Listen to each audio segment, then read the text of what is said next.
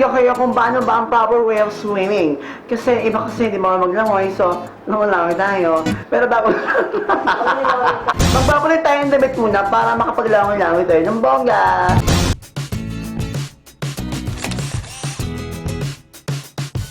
Dapat hindi lang gulong yung buhok na nag-swimming ka, so magtali ka lang na pagtsaka ka. Para hindi lalong masunog yung katawan, make sure na gumamit ka ng sunblock para hindi ka masunog. Ready to go na? Tara!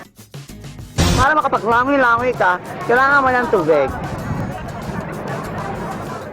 Hindi na!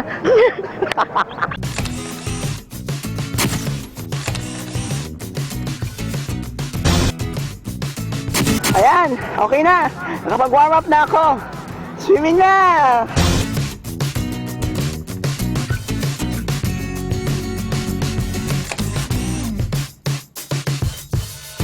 Number 1, ang pinaka-main step para ikaw makalangoy, piliting mong makalutang. Dahil pag lumubog ka, patay ka talaga. Ito, Di naman lumulutang. Lumulutang ka ba? lumulutang yon. Number 2, make sure na prepared ka. Dahil dagat to, maalat talaga. Yung iba kasi sasabi, ang alat ng tubig. Magulat ka bang matamis? Number 3, ito na, swimming technique na. Pumunta ka sa mababaw. Gamitin mo pansukot ang dalawang kamay mo. Ganito yan. Habang nasa baba sa kamay, ipangganon mo to. Kabila naman ulit, gano'n. Para ka lang lumalangoy.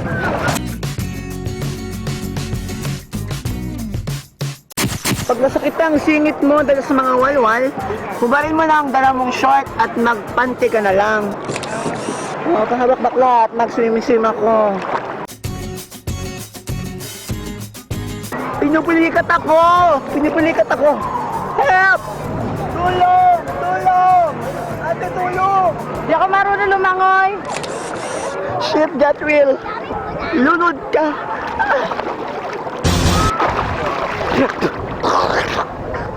Sunakay na mo ako. Hindi ako makakita. Tip number 5. Pag may nakita kang aura, grab the opportunity. Baka maagaw pa ng iba. Pag lumalayo siya, langoy ka rin. Tip number 6. Pag feeling mo lumalangoy ka pero hindi ka nakakaalis, huwag mong ipahalata. Kunwari gumagalaw ka pa din.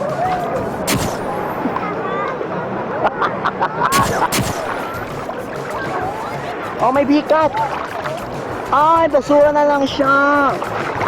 Pag may mga ganitong basura, hayaan nyo lang. Kakatamad. Itapon natin sa tamang tapunan. Pakitapon nga to siya na. Yeah. Wala naman. Ang tamad mo. Tapos sining ulit.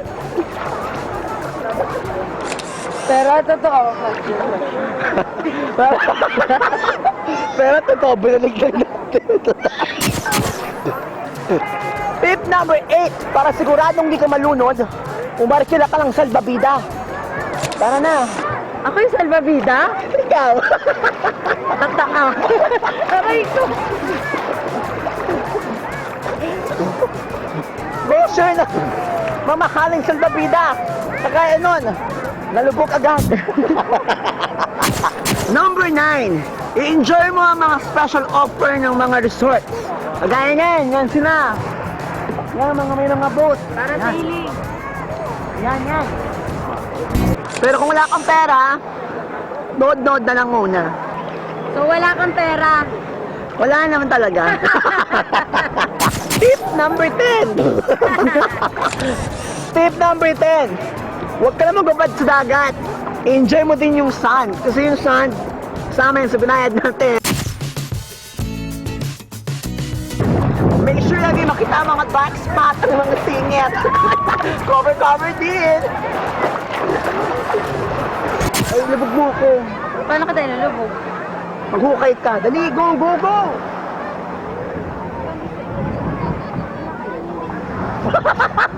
Uy, lulubog kita, di ba?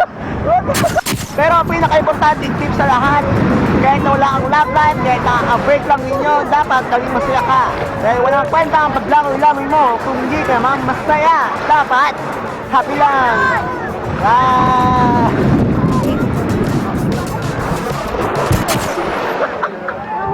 Shoot up.